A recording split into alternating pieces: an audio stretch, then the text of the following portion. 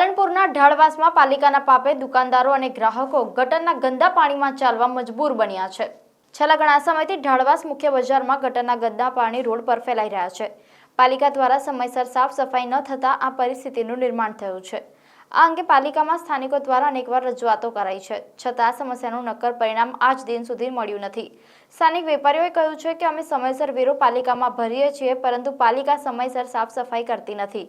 તાજેતરમાં જ ward number 6માં સાફ સફાઈના અભાવે કોલેરા રોગે માથું ઉચક્યું હતું, જે બાદ પાલિકા તંત્ર દોડતું થયું હતું અને તાબડતોબ સાફ સફાઈ શરૂ કરી હતી। સાથે જ આરોગ્ય વિભાગની ટીમે પણ ઘરે ઘરે ફરી આરોગ્ય ચકાસણી શરૂ કરી હતી।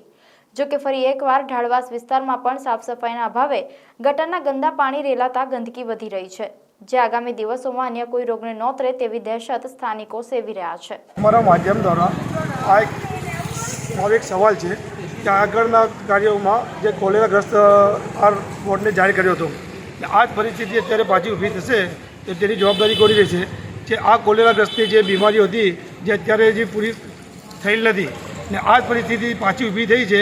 જ્યારે તમે રોડને તમે વિડીયોમાં તમારા માધ્યમ દ્વારા બતાવી શકો છો નગરપાલિકાને કે તે મોટીમાંથી લગાવીને બાળ ચોક નદીથી આખો વહેતો થઈ ગયો છે। ને બીજી વસ્તુ કે જ્યારે કોલેરાગ્રસ્ત જાહેર કર્યો હતો ત્યારે આરોગ્ય કચેરીના કર્મચારીઓ નગરપાલિકા કર્મચારીઓ બધા દોડકામ કરતા થઈ ગયા હતા એ બધી કામગીરી એમને કરી હતી। એ ખાલી 2 દિવસ લાલી પાવડર જેવી કરી હતી એ લોકોએ, તો પાછા જેવા હતા તેવા એમને ખુરશીઓ પછી બેસી ગયા છે। આ જ પરિસ્થિતિ જે પાછી ઊભી થયેલી છે ને આજ જુઓ, અમે વારંવાર નગરસેવકોને અમે રજૂઆત કરી હતી। નગરસેવકો એમની રજૂઆતો ત્યાં પણ કરે છે, પણ ત્યાં પણ એમની રજૂઆતો કોઈ સાંભળતું નથી। અમારું કામ 4-5 પાઇપોનું આગળ કર્યું હતું ને આગળ ચેમ્બરો મારવાના હતા, આગળ પાઇપો લઈ જવાની હતી, એ પણ ટેન્ડર ઉડાવી દેવામાં આવ્યું છે। એ ટેન્ડર પણ મારા ખ્યાલથી અમને જ્યારે અમે બધા દુકાન માલિકો ગયા હતા ને અમે 200 જેવી પાઇપો પાસ કરી આખા ઢાળવાસ વિસ્તારમાં પાઇપો નાખવાની હતી, તો અમારે સ્વાર્થ પૂરતે અમને 10 પાઇપો નાખી ને આ પાઇપો આગળ જવા દેવા હજુ સુધી આવી નથી।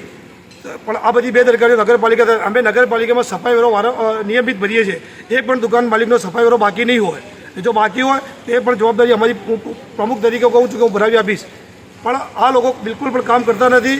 સફાઈ વેરો કે કઈ બી વેરા હોય તે વેપારીના ઉપર માથે નાખી દે છે, પણ જ્યારે વેપારીઓ આવી હાલાકીમાં ઊભા થાય છે, જ્યારે એમની દુકાનો નથી ચાલતી, આવા ગ્રાહકો યાર રોડ પર આવી નથી શકતા, તો આ લોકો સફાઈ બિલકુલ પણ નથી કરતા ને અમારી કોઈ રજૂઆતો સાંભળતા નથી।